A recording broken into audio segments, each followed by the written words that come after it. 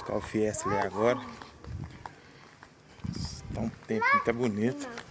Ó, céu azulzinho. O Fiesta tava ali no grilo ali pra dar uma arrumada. Na lanternagem ali.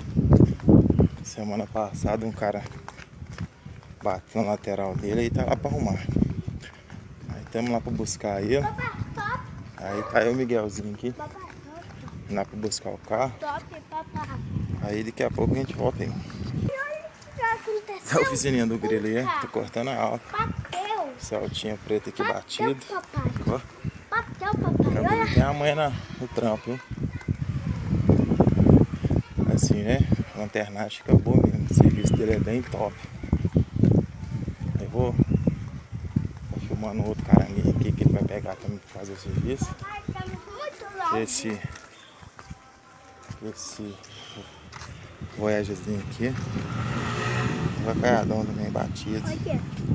Ô Miguel, Fiesta ficou arrumadinho? Você tava com saudade do Fiesta? Tava, amor? E que? Sozinho ficou mais ou menos, Ficou bom demais, tá doido.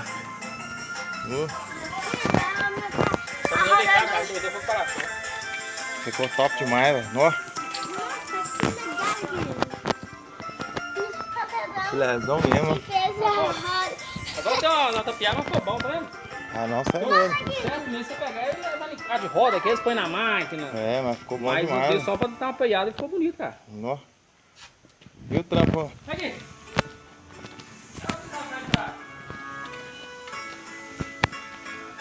Quem vê nem acredita não. Quem vê nem acredita não. Dá um pouco de trabalho, mas não. Nó. Mais devagarzinho, vai. É. Oi, meu. Aí galera, barcão na área de novo. Estamos indo ali buscar a Maria ali na loja de roupa ali.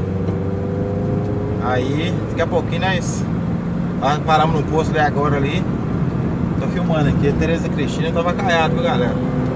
Ó, castigou mesmo, passei no pedacinho ali atrás ali que parecia roça. Poeira pura.